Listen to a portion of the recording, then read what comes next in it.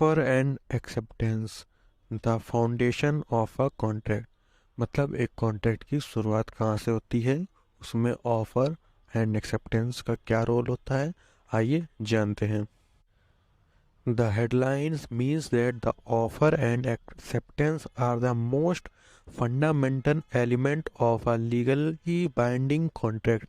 Without an offer and acceptance, there can be no valid contract. मतलब हमें ये बताता है कि एक कॉन्ट्रैक्ट में और एक ऑफर और एक्सेप्टेंस जरूर होना चाहिए। मतलब किसी भी कॉन्ट्रैक्ट में सामने वाले को कुछ ऑफर हो रहा हो, ऐसा उसमें होना चाहिए।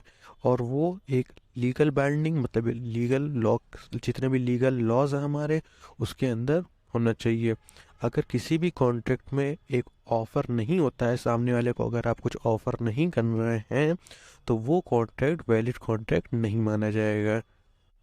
ठीक, तो अब हम पढ़ते हैं, इसके कुछ पॉइंट दे रखे हैं ऑफर एंड एक्सेप्टेंस से रिलेटेड, देखते हैं वो क्या है।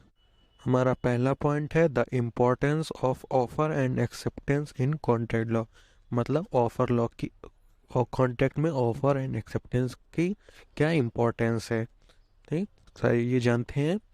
The headline emphasizes that offer and acceptance are essential element in the legal formation of contract. This means that if there is a no valid offer and acceptance, a contract cannot be enforced by law.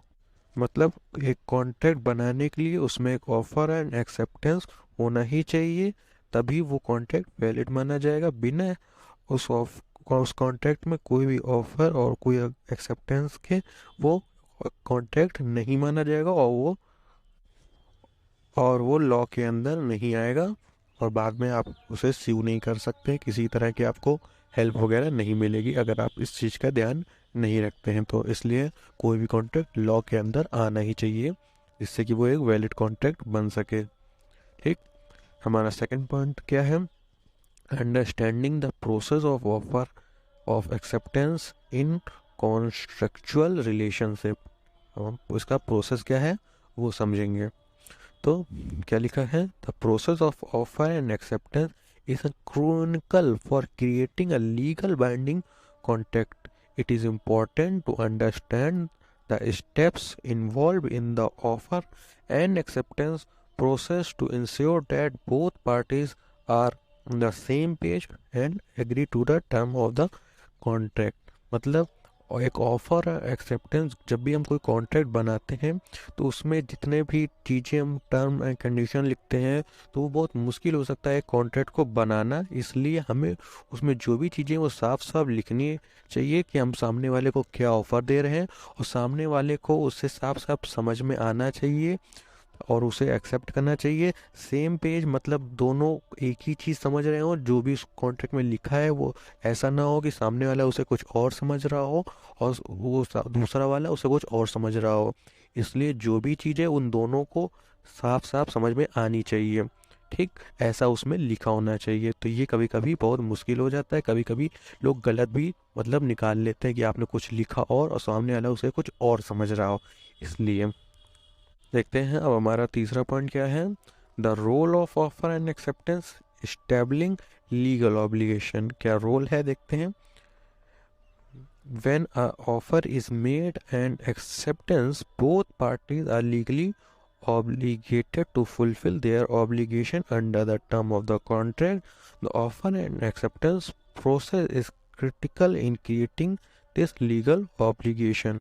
अगर आपने एक contract बना लिया है और सामने अब आप कोई ऑफ़र बनाते हैं, सामने लोग कोई ऑफ़र देते हैं, कॉन्ट्रैक्ट बनाते हैं और सामने वाला उसे एक्सेप्ट कर लेता है, तो वो दोनों बाइंड हो जाते हैं फिर उस कॉन्ट्रैक्ट में जो चीज़ लिखी रहती है उसको करने के लिए, और उनको वो फिर चीज़ करनी ही पड़ती है। ठीक, अब हम पढ़ते हैं अपना दूसरा अगला पॉइंट क्या लिखा है, elements of offer and acceptance creating a binding contract. तो इसमें क्या लिखा है, that for offer and acceptance to be valid and creating a legal binding contract certain element must be present. मतलब देखते हैं, पहले पूरा पढ़ लेते हैं क्या लिखा है। These elements includes clear offer and unequivocal acceptance, and a meeting of the minds, मतलब वही चीज़ सेम लिखी है कि मीटिंग ऑफ माइंड्स मतलब जो सामने वाले के दिमाग में चल रहा हो क्या वो ऑफर कर रहा है, तो वही चीज़ सामने वाले दूसरे जो पार्टी है उसके दिमाग में भी वही चल रहा हो, उसे वही चीज़ समझे। और दोनों मतलब इक्वल होना चाहिए, ये नहीं कि सामने वाला ऑफेंड हो रहा हो उसे वो चीज़ मंजूर ना हो। जो भी चीज़ें इक्वली लिखी होनी चाहिए, जितना आपस में मिल के कर लें कि क्या उनको सही लग रहा है। मतलब कोई भी चीज़ करते हैं और उसमें किसी को परसेंटेज देते हैं कि आप तुम्हारा इतना परसेंटेज और मेरा इतना परसेंटेज है, और सामने वाले को वो मना कर दे कि नहीं मुझे इतना नहीं चाहिए, तो आप ज़बरदस्ती ना करें। मतलब सामने वाला भी राज़ी हो तभी वो होगा, मतलब इक्वल होना चाहिए कि आप सामने वाले को भी इक्वल दे रहे हो, उसे एक्सेप्ट करने का हक। ठीक। और क्लियर होना चाहिए, ये एलिमेंट उसमें प्रेजेंट्स होने चाहिए। ठीक। अब हम करते हैं अपना अगला point, the significance of mutual assent in offer and acceptance.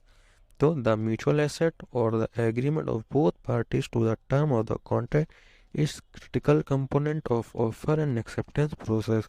Both parties must agree to the term of the contract for it to be valid. मतलब जो भी उस ऑफर जो भी सामने वाला ऑफर कर रहा है और उसे सामने वाला एक्सेप्ट कर रहा हो, और बोथ पार्टीज की मंजूरी, मतलब दोनों जो भी पार्टियां आपस में कॉन्ट्रैक्ट कर रही हैं वो मंजूर हो, तभी वो कॉन्ट्रैक्ट वैलिड माना जाएगा। और किसी भी तरह की जोर जबरदस्ती न हो। म्यूचुअल एसेंट मतलब दोनों की अपनी तरफ से राजी हो, वो भी राजी हो और वो भी राजी हो। ठीक। हम पढ़ते हैं अपना अगला पॉइंट, क्या लिखा है, how offer and acceptance determine the term of contract. देखते हैं क्या लिखा है, the term of a contract are determine through the offer and acceptance process. मतलब आप कैसे मानेंगे कि ये कॉन्ट्रैक्ट है, कैसे पहचानेंगे, डिटरमाइन कैसे करेंगे। तो ये पहचानने के लिए आप उसमें देखेंगे कि क्या उसमें कोई चीज़ आपको ऑफर हो रही है और आपको क्या क्या उस वो चीज, और एक्सेप्टेंस प्रोसेस मतलब सामने वाला आपको कुछ ऑफर कर रहा होगा और आप उसे एक्सेप्ट करेंगे। वो ये मेन चीज़ होती है जो एक कॉन्ट्रैक्ट में देखा जाता है। ठीक। Both parties must agree to the term of the contract for it to be valid. मतलब दोनों पार्टी मंजूर हो और तभी वो कॉन्ट्रैक्ट वैलिड माना जाएगा। ठीक। ये दिखा है इसमें। आगे देखते हैं क्या है हमारा, आगे है legal consideration in offer and acceptance ensuring enforceability. देखते हैं क्या लिखा है इसमें, they are a legal requirement that must be meet for an offer and acceptance to be legal enforceable.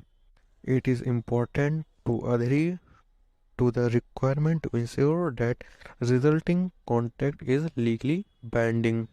मतलब जो भी उसमें टर्म और कंडीशन लिखी है, जो भी सामने वाला ऑफर कर रहा है, वो सब लॉज के जितने भी हमारे लॉ हैं उनके अंदर आना चाहिए, और उस लॉ के अंदर सब बना होना चाहिए ताकि वो एक लीगल कॉन्ट्रैक्ट बन सके, लीगली बाइंड हो सके लॉ से। अब देखते हैं हमारा अगला पॉइंट क्या लिखा हुआ है।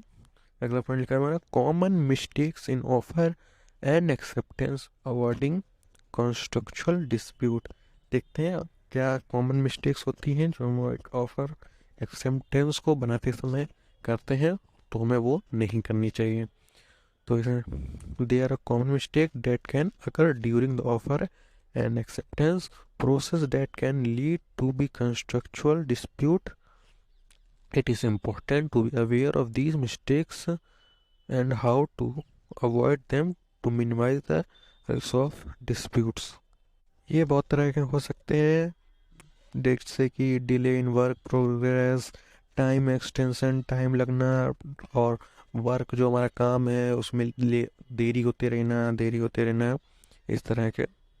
इनकम्प्लीट सेटिस्फैक्शन मतलब सामने वाला राज़ी ना हो, ये मतलब होता है हमारा कंस्ट्रक्चुअल डिस्प्यूट्स का। तो ये सब हमें ध्यान रखना चाहिए कि ये सब ना हो पाए। ठीक। अब हम बढ़ते हैं अगला पॉइंट हमारा, best practice for offer and acceptance in contract negotiation. Best practice that can be followed during the offer and acceptance process to achieve the best outcome for both parties involved। Is must practice include clear communication, मतलब हम इसमें क्या क्या कर सकते हैं अपनी तरफ से। क्लियर कम्युनिकेशन, सामने वाले को अच्छे से पता होना चाहिए कि वो किस चीज़ क्या बात कर रहे हैं, क्या ऑफर बना रहे हैं। नेगोशिएशन, नेगोशिएशन पता है आपको, बार्गेनिंग करना। And understanding of the term condition, सामने वाला को नेगोशिएशन वगैरह आनी चाहिए करनी। मतलब जैसे कि हम कहीं सामान वगैरह लेने जाते हैं तो कहते हैं ना भाई इतने में नहीं इतने में दे दीजिए, तो उसी को नेगोशिएशन कहते हैं। तो उसी को करने आना चाहिए, प्रैक्टिस कर सकते हैं। और टर्म और कंडीशन वगैरह सामने वाले को समझ में आए, ऐसी टर्म और कंडीशन हमें बनानी चाहिए, इसको हम प्रैक्टिस कर सकते हैं। तो ये था हमारा ऑफर एंड एक्सेप्टेंस के बारे में। आई होप आपको समझ में आया होगा।